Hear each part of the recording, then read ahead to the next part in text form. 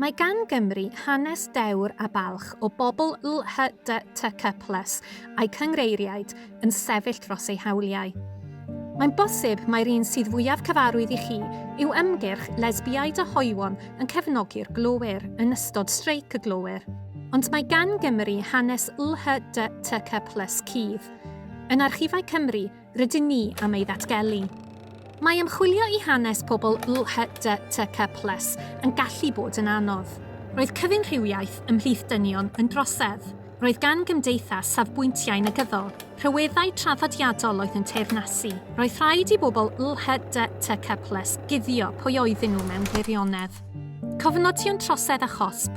Dyna lle rydyn ni'n dod o hyd i rai o'r cyfnodion cynharaf sydd wedi goroesi sy'n dogfennu bywydau pobl LHDTC+ oedd yn byw yn Ne Cymru. Edrychodd Norina Siopland, awdur a hanesydd sy'n arbenigo mewn hanes LHDTC+ a threftadaeth Cymru, i mewn i rai o'r cyfnodion yma. Can llaw i gynorthwyo ymchwilwyr i astudio hanes lesbiaidd, hoyw, deurywiol, queer a thrawsryweddol Cymru yw Morgannwg Hoyw. Wrth chwilio trwy'r cyfnodion sy'n cael eu cadw yn archifau Morgannwg, daeth gwirfoddolwyr o hyd i bobl a allai fod wedi cael eu harestio am droseddau'n ymwneud â bod yn LHDTC+. Un o'r cyfrolau a ddarganfuwyd yw cofrestrau olion bysedd a ffotograffau heddlu Caerdydd, sy'n cynnwys gwybodaeth am bobl a arestiwyd yng Nghaerdydd yn ystod y cyfnod hwnnw.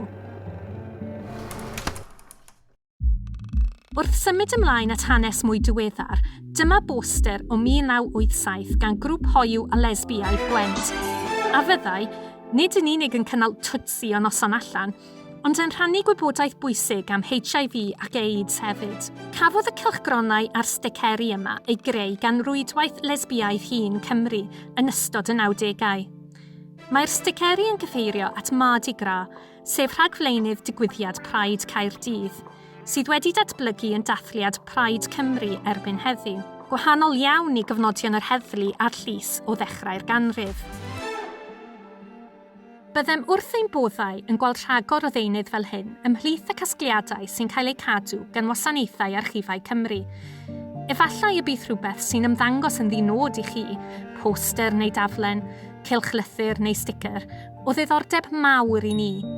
Felly, os ydych chi'n meddwl bod gennych chi ddeunydd a allai fod o ddiddordeb, cysylltwch â'ch gwasanaeth archifau lleol. I ni gael dal ati i greu darlun o hanes cudd Cymru.